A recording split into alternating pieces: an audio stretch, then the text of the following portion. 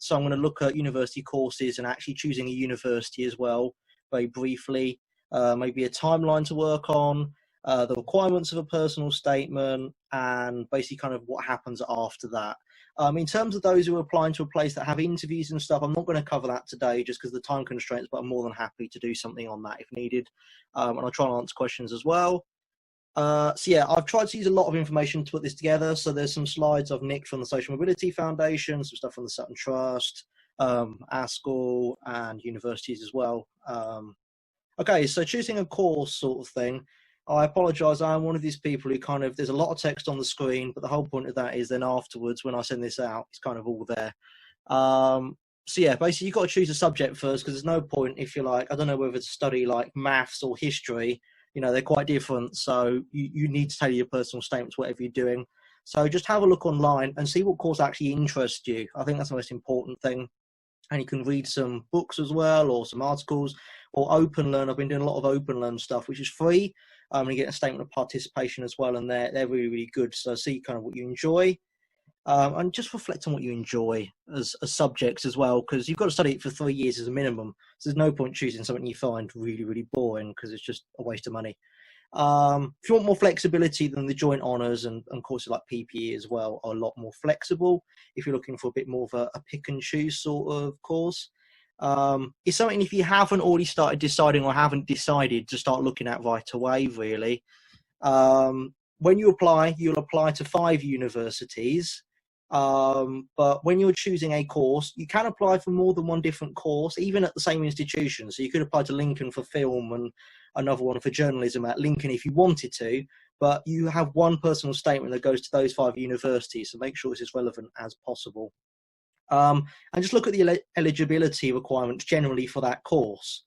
So, for example, if you want to study history, chances are you need to have studied history, whereas courses like politics, you don't need to have studied any sort of subject like that. Economics, you'll need to be in maths usually. So yeah, just look at what you need. And basically, if you can't fulfill that, then unfortunately, either you'll have to go around again and do some more A-levels, or alternatively, you just have to choose a different course that you can actually do. Okay, so yeah, universities, you've got to choose 5, as I say. So, I mean, you mostly won't be able to actually go to physical open days. So you'll have to attend virtual open days and watch sample lectures and look on their websites as well. So, I mean, this is just a list of factors you could look at. And as I say, I will send it out. So don't be kind of like, oh my gosh, there's just tons of words. So yeah, you've got to look at things like how far away it is, what they offer in terms of what you want to study, their reputation, the rankings. I mean, for me, literally all I did was got up a list of the universities in rank order and basically kind of started at the top and worked my way down. Look at how far the accommodation is. It's a little kind of small detail, but it's quite important. If you don't want to walk for an hour a day or whatever, or get a bus, then you want to choose a place that actually has accommodation nearby. So consider the assessment type as well. This is one I just added in quite recently. So have a look at, you know, if you're really sort of course-based person, try and find a course that kind of is suited to that. And like some universities do open book exams. So if you're more into that sort of idea, then have a look at that. So as it says, you apply to 5 universities, and it's worth trying to look at different universities that have different entry requirements. Because, for example, you know, with me, like Oxford, they wanted 3 A's for my course. Then I applied to other places that only wanted A, B, B, or even lower than that. So try and get a range of different kind of grade entry requirements, because you've got to meet the conditions of the offer. So kind of my advice is maybe look at one that maybe is slightly optimistic, have one that's kind of quite safe, and a few in the middle are kind of where you should hopefully get the grades for. As it says there. So, for example, if you're predicted 3 Bs, do not apply to a place that have 3 As unless you think you can put in the work to get there. So this is just a general timeline. So look at universities and courses. Try not to swamp yourself too much. I think in the end I looked like 30 originally on my like long list of universities. It's too much. Just try and stick to 10 if you can. Have a go like some online courses, as I said, like Open Learn or documentaries on BBC iPlayer. Well, you can. It's worth starting to plan your personal statement next month, really, even if you're not going to apply for OXBRIDGE. So as it says there, then kind of the next few months is about refining your personal statement. I'd advise, even if you're not applying to Oxbridge, to try and have something that's nearly done by September if you can. And the reason for that is that universities will start offering from the day applications open, which is the 8th of September. So if you put in your application right at the end of December, which is right near the deadline, then they actually start making offers straight away. They don't wait. So it means that actually you are at a small disadvantage because there are only a certain number of places they can offer. Now, they offer to more people than they take, of course, but it is important to kind of try and work ahead if you can, even if you aren't applying to an early deadline, because the Oxbridge deadline is the 14th of October off the top of my head. It is on here somewhere. So if you are applying there, or medicine, dentistry, veterinary sciences, then you have to have it in by then. But even if you aren't, it's worth trying to have something done that little bit earlier. Just because as well, there's a lot of people in the sixth form who just leave it till November, December. You don't want to be in the rush. Try and get in earlier if you can. So in terms of personal statement, which is kind of the main body of the talk, so I kind of thought I'd define it a little bit. So it's about you and your interests. That's kind of the personal part. And the statement is you should be able to read it and get a good picture of you. So you shouldn't need to provide further explanation. The reason I say that is just that there's no point kind of half explaining something. It's better to include a few things and do them properly than kind of include 50 different books, which you don't really do much with. So the requirements are, it can be a maximum of 4,000 characters or 47 lines, whatever is filled first.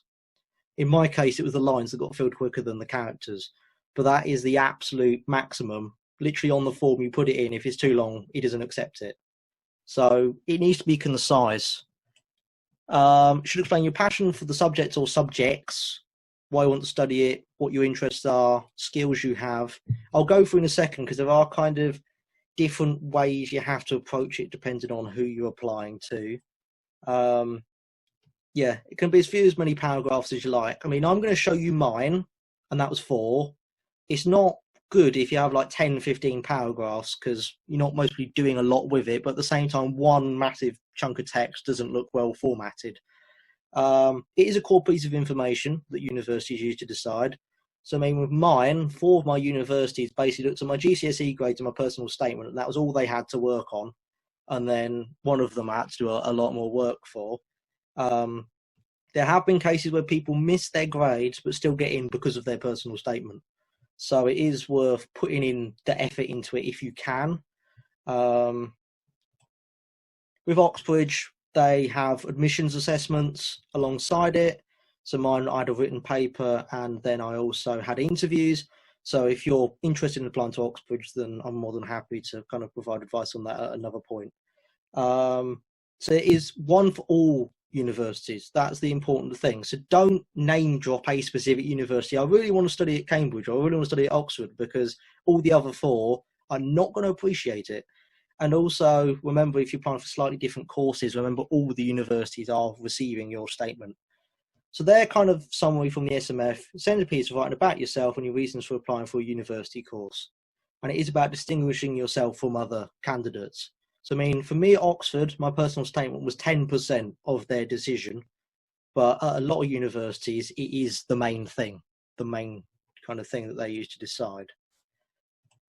Okay, so in terms of content, trying to break that down a little bit more, these are kind of just some points that you can include. So why you want to study the subject, what inspired you, about your current studies. In terms of my statement, I didn't actually speak about anything that I was doing in school, other than I spoke about my history coursework without calling it my history coursework to try and make it sound more fancy and like I was very interested in it naturally, which is a tip I would advise. Make it sound like you're doing it independently, even if you aren't. So stuff that you've read, watched, listened, done that is relevant. Now, Oxbridge call this stuff super curricular stuff, basically stuff you did in your own time that you have chosen to read that is relevant for your subject. And that is good content to include. So, you know, at the moment, for example, all at home, do an online course, read something if you can, because it will really help. Hobbies and skills. This is a thing that Oxbridge aren't so much about, whereas, you know, kind of the other universities are. So I'll go through, there's like a percentage breakdown for kind of different places to apply.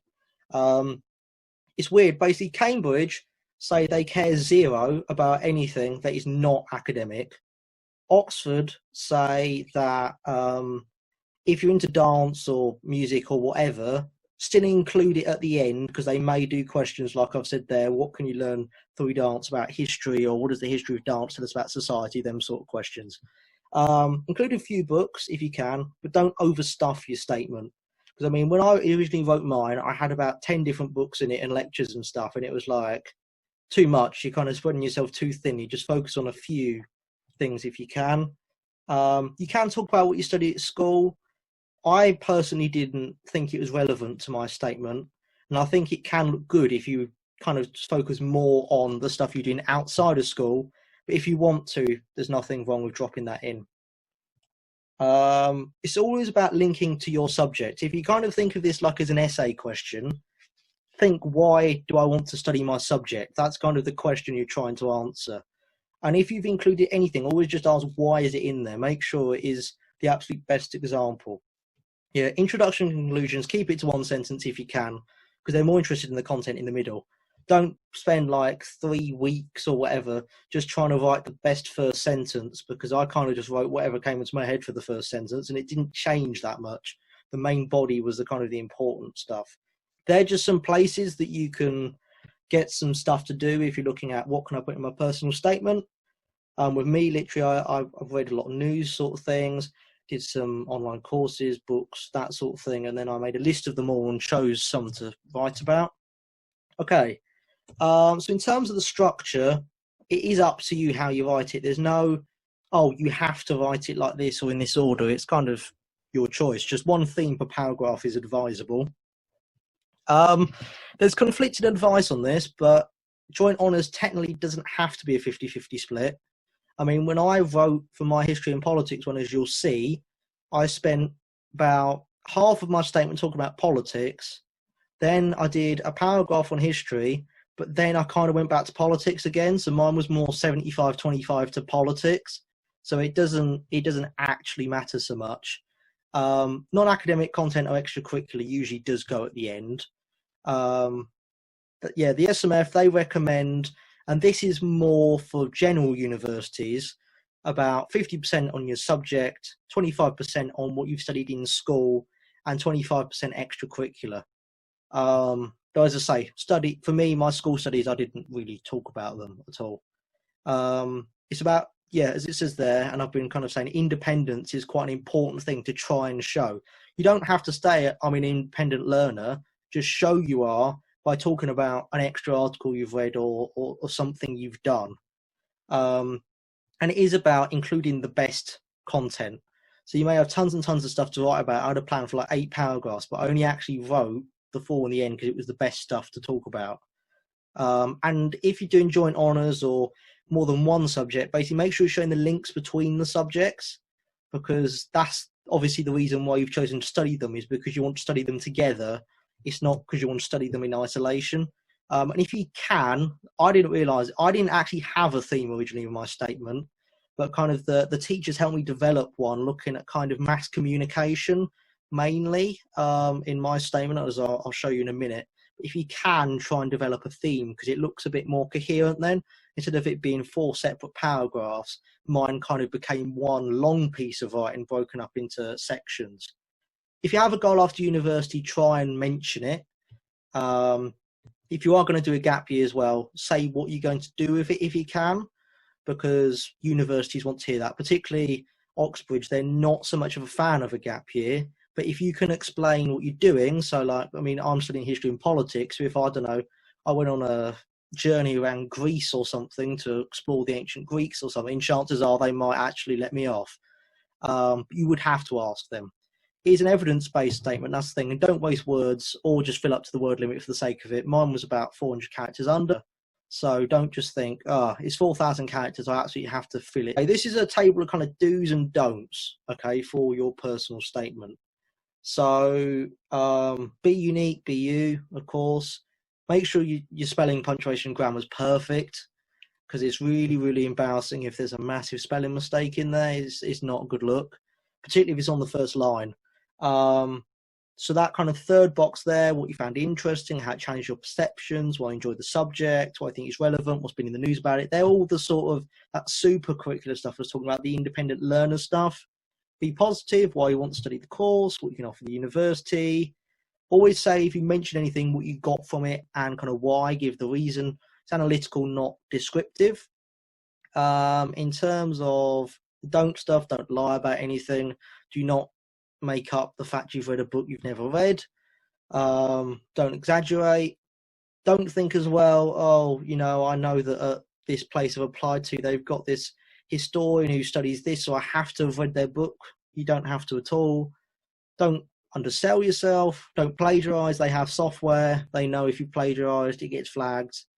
Don't start with a quote. It seems to annoy university tutors quite a lot. So just don't.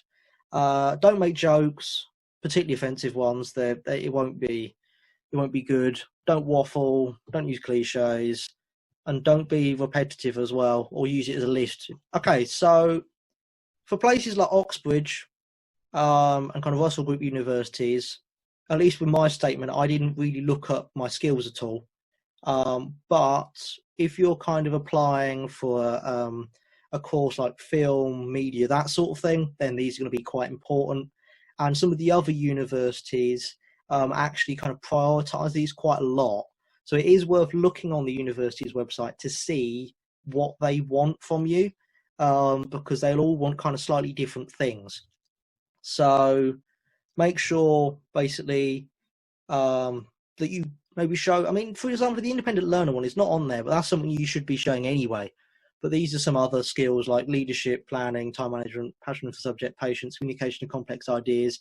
The communication of complex ideas, that should be something you should show anyway. So I'm going to go through now my personal statement, because it may give you some advice. Don't nick it, of course, because it will be flagged on UCAS because they've had my statement, so they'll know exactly if you've borrowed stuff. So yeah, this is kind of what I submitted. So I hope to develop my knowledge of how political communities function through studying history and politics. I've attended a number of lectures on different topics at various universities, including on Brexit. Professor David Reynolds' lecture, Brexit and History, discussed how the presentation of ideas and language used is important, while in the connotations of the word leave I had not considered.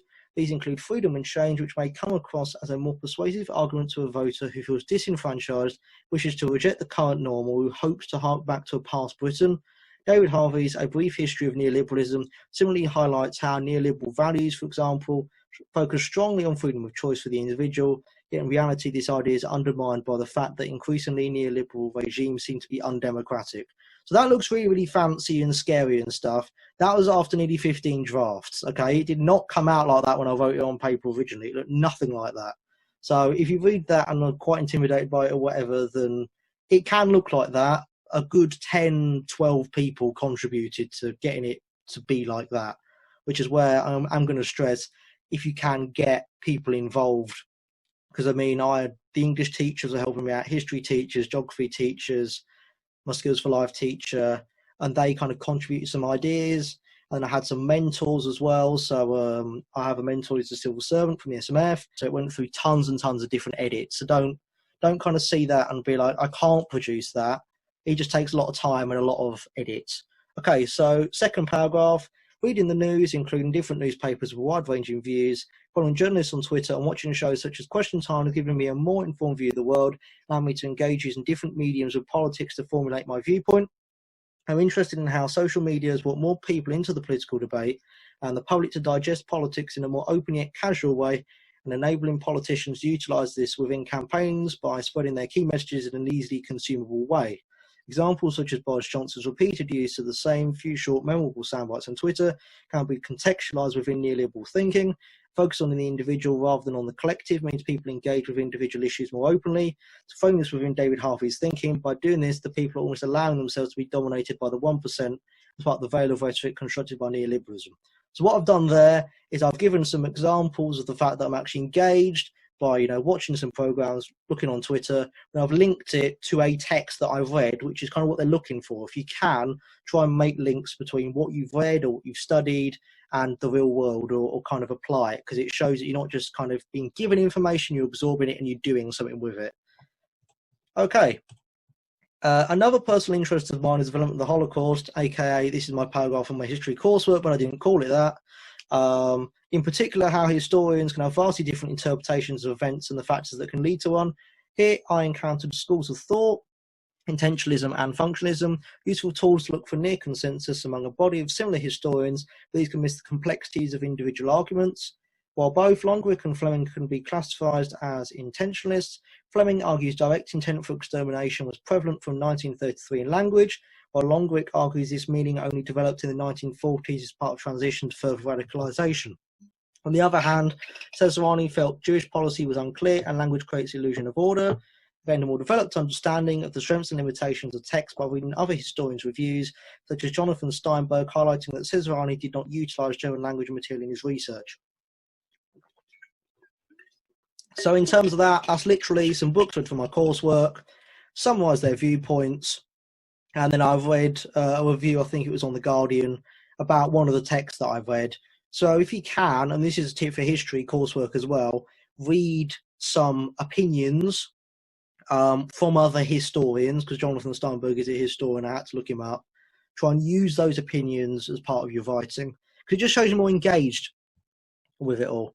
Okay, so this is and isn't my extracurricular paragraph. It kind of focuses on some sort of the softer skills, but at the same time I still made sure it's linked to my subject. And this is kind of a middle ground between what Oxbridge kind of want and at the same time what some of the other universities want in terms of showing skills or what I can offer the university. So in school, I led a Blood Brothers drama workshop for GCSE students where I explained the play's historical context, highlighting the importance of events within theatrical writing and exemplifying the impacts of Thatcher's policies, part of neoliberal growth more globally. Participating in student debate society has developed my ability to respond quickly to other viewpoints without prompt and to focus on the value of the idea rather than on the individual arguing it. My thought-provoking debate was on whether to have a second Brexit referendum, particularly the idea of democracy can be utilised by both sides, making it a nebulous concept. After my degree, I'm considering a career in government to make positive societal change. What I want to offer as a student willing to engage in debate is open to new ways of thinking. So yeah, that's kind of looking at, as I say, sort of the softer skills as such, but still links to my subject. So yeah. As I say, I started planning this at the start of June, and I sent it in on about the 8th of October, I think, and it still had some edits on it, like 2 days before I submitted it. So, yeah, it does take a long time to kind of perfect. And it is important to highlight some of the language I've used there is slightly kind of fancy, but you don't actually need to do that. And if you are going to use big fancy words, make sure you actually know what they mean. Yeah, Oxbridge and Russell Group versus non-Russell Group. So, I mean, all statements should be focused on your subject, but they are going to particularly want to be academically focused. And that sort of thing of where I was talking about, like Twitter and question time, is just showing you engage with the world around you, which is what they want. So, yeah, your statement, if you have an interview, is basically you kind of set the agenda of your interview with your personal statement. So include stuff you're comfortable talking about. That is a really important thing. So you may be asked on them. It's not guaranteed. They will give you other stuff, but your personal statement is the material that they will look at before your interview, and they may try and link stuff to it. One thing to say, though, is like, for example, when I went for my history and politics, they don't actually expect you, if you haven't studied it at school, to have pre-knowledge of the subject. So while I chose to speak about politics because that was what I was more interested in, actually you don't have to. If it's a subject you haven't studied at school, they won't expect you to have pre-knowledge. They will just want to show you engage with it, though, once again, reading the news. So my kind of compromise sort of figure is, if you can, 75% academic, may that be what you've done at school, what you're interested in, that sort of thing. And 25% non-academic is kind of what they're after. And it's more 50-50 for some of the other unis. In terms of kind of what you have to prioritise, basically, if you read a university and they are expecting 75% academic in their statement, then all the other universities will accept that. The 50% academic is kind of there as a minimum sort of thing. So yeah, viewpoint of an author is key for kind of these arts and humanities subjects. And sciences, I can't speak about that so much because, of course, I never applied for a science degree. But it's looking at kind of the research and different ideas and what kind of interests you there. But it's important to highlight that not every personal statement will be exactly the same, of course. So, for example, their humanities is about what you've read and watched, whereas a practical subject, that'll be the practical skills required, the experience, that sort of thing. So maths is kind of a special case. I don't know if anyone wants to do maths. It is a bit of a challenge writing a personal statement for maths because they don't really want to read 4,000 characters of how much you love differentiation by first principles or whatever it's called. But it's basically talking about things that interest you, such as problems that interest you. If you've read any mathematics books, what inspires you to want to study the subject. Just don't say when you was 5 you blew up your trousers or whatever it is, because that's a cliche and it got used like 3,000 times. Joint honours, talk about both subjects, but you don't have to give equal treatment as long as you do speak about both of them. So in terms of other larger combinations of subjects, a subject like PPE is not offered at many universities because it started off at Oxford, but then it's kind of developed to a few Russell Group universities. But they'll still want you to see that you're trying to link between subjects. But universities will understand that you haven't just applied to them, you've applied to others. So just try and make it as relevant for all of them as possible whilst acknowledging all of the different subjects. So yeah, PPE at Oxford, for example, interviews are a lot more important in that sort of subject because they won't have expected you to have pre-knowledge. They're more interested in how you think than actually what you know. And that is the same, to be honest, at most unis. Okay, so this is kind of the final bit before I kind of wrap up, and then if you've got questions, I'll try and answer them, which is kind of just how I got started and some advice with that. It can be tricky. So what I did was I just listed everything I'd read, watched, seen, anything that was relevant, basically. If you haven't got enough, do an open learn course, watch something from BBC4, and just try and group them into paragraphs. So I had a good 6 or 7 paragraphs originally of these all linked together, these all linked together. And literally just start writing some paragraphs after that. I'd advise you do it on the computer because you're going to edit it a lot. So it'll be a lot more kind of hard work if you're having to handwrite it all the time. And don't expect it to be great first time. Mine was the right jumble when I wrote it, but it's just about getting you thinking. So yeah, what I always do with work, I do the same with coursework, is I always make a copy of the document if I ever want to edit it. And basically every day I go back to something, or every time I get annoyed with something, or just kind of want to rip it up and start again, I always make a new document, keep the old one and give it a new draft number, because then it means you keep all of the work that you've done so you can kind of see how it's progressing. I mean, for example, my history coursework, which is slightly different, but about half of my essay at one point was in the bin, which then ended up in the final essay, but because I'd kept it all, I could go back to it. So you may find that something you got rid of in your first draft, in draft 7, it comes back because actually it's a lot more relevant than you thought. As I said, I've only 15 drafts for my personal statement, so don't kind of stress about it if you're on draft 11. Even if you do like 50 drafts, as long as what comes out at the end is good, that's all that matters, really. And when I started, I just wrote as much as I wanted to, because I think you're quite restricted if you aim for 4,000 characters. Just write what comes to you, then start editing it and aiming for the word count. Okay, so then after that, it's about kind of getting feedback. Feedback's really important. It shaped my statement a lot, changed it a lot. Everyone would likely say something different.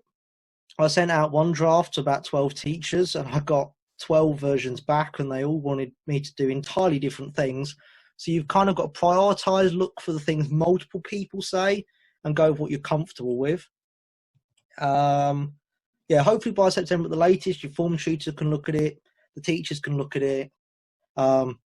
Never delete it. That's a really important bit of advice in my opinion. And yeah, it's about being as concise as possible. If you can say it in less words, just try and say it in less words and less characters. Okay, so yeah, these are the deadlines. I did some research on these. So you can send off your application from the 8th of September. Your head of sixth form will have to sign it off, of course. So don't just think because you're ready on the 3rd of September, you'll be able to send it off straight away. But that is the Oxbridge Medicine, Dentistry, Veterinary Science. And I've said medicine again. 15th of January is the final deadline for everybody. You can sign up to UCAS now. I don't know if the school's giving you buzzword. You can fill out the bits that go with your application, like your job history. That won't affect your application, by the way, but you have to put in your job history because it may support some experience that you've had or just some other relevant information. So as it says there, personal information, previous jobs, your qualifications like your GCSEs, and any extra needs or disabilities. Then your form tutor, head of sixth form, will sign it off. It gets sent off to those 5 universities, and then you'll hear back from them. There'll be a teacher's reference. You don't choose who that teacher is usually, but you will get to read it and comment on it if you want anything changing.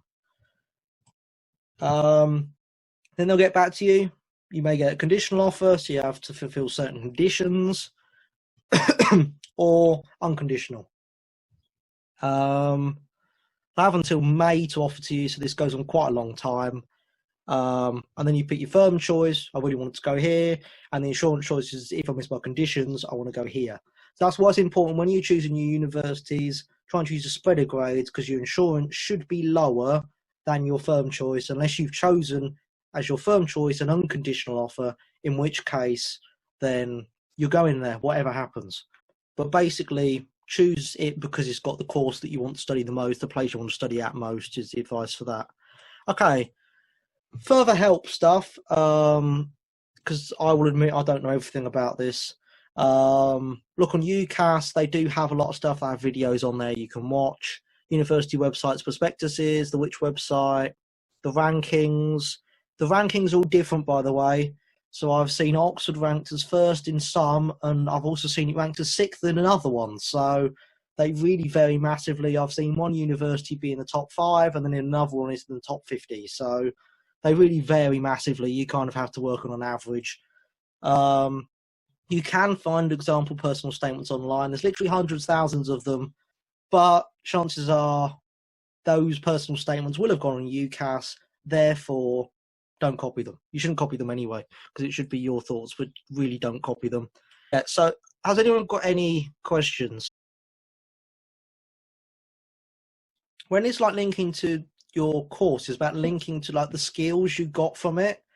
So like, you know, poor determination or resilience, which is that sort of stuff.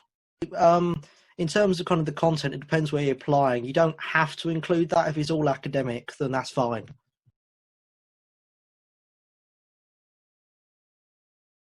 You Google online like personal statement openers or something, I'm sure there'll be a ton that come up. In terms of kind of my advice for starting it, I would try and see your first sentence like an answer, a 1-sentence answer to an essay question in terms of why you want to study your course.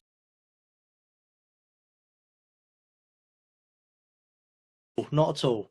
I kind of see it as that them ratios that I gave you, kind of, it's always the minimum for the academic. And I think that some of the universities kind of say only 50% academic, because some of the students they're appealing to won't have enough to write 100% academic. And also, I kind of think that like Oxbridge statements, it was described to me as they kind of stand out a mile because they're all written in a certain way. So kind of a university will be aware, chances are you've applied to a place like that. So they kind of go, oh, you know, fair enough, it's written like that because it's for them. So no, it doesn't disadvantage at all. In fact, it might do them you a favour, because they're kind of like, well, this is a student we really want to attract. So